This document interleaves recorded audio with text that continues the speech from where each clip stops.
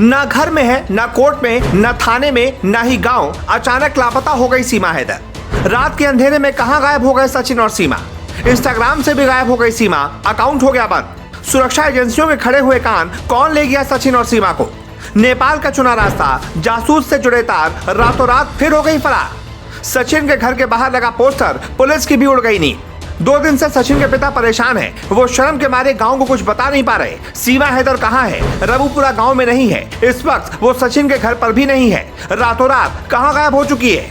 न तो सचिन मिल रहा है, न ही सीमा हैदर का कोई अता पता है, न ही सीमा के बच्चों का कोई अता पता है। 4 दिन पहले सीमा हैदर और सचिन की तबीयत खराब थी। दोनों को ग्लूकोज चढ़ाया जा रहा था। लेकिन अब रातों रात ऐसा क्या हुआ कि रबुपुरा गाँव से सीमा हैदर लापता हो गई?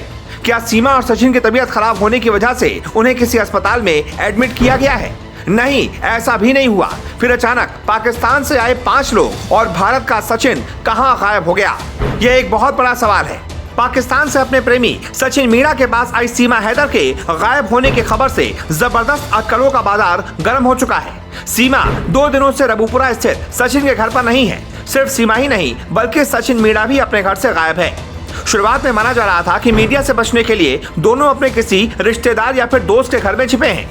लेकिन अब कुछ मीडिया रिपोर्ट्स में ऐसा दावा किया गया है कि दोनों को खुफिया एजेंसियों ने एक बार फिर से पूछताछ के लिए उठा लिया है। सचिन मीणा के चाचा ने एक टीवी चैनल से बातचीत में कहा कि पिछले 5 दिनों से सीमा और सचिन से एजेंसियां पूछताछ कर रही हैं। उन्होंने इशारों में कहा कि खुफिया एजेंसियों ने दोनों को किसी गुप्त स्थान पर रखा हुआ है। इधर सूत्रों के मुताबिक सीमा और सचिन पुलिस और एटीएस की ही निगरानी में है।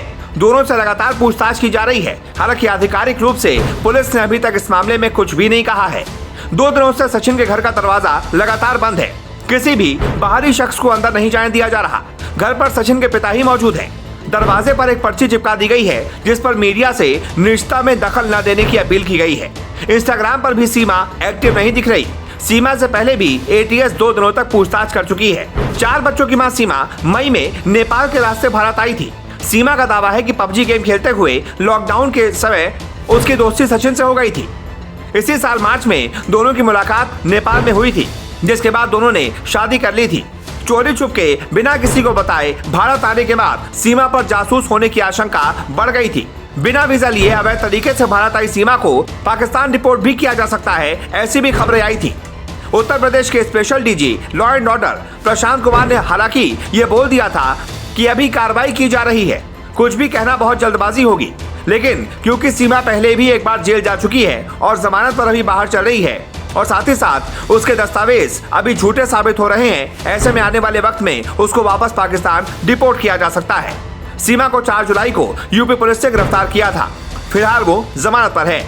ऐसे में बताया जा रहा है कि एक बार फिर से एटीएस और यूपी पुलिस ने सीमा और सचिन दोनों को उठा लिया है और 5 दिनों से उन दोनों के साथ पूछताछ की जा रही है।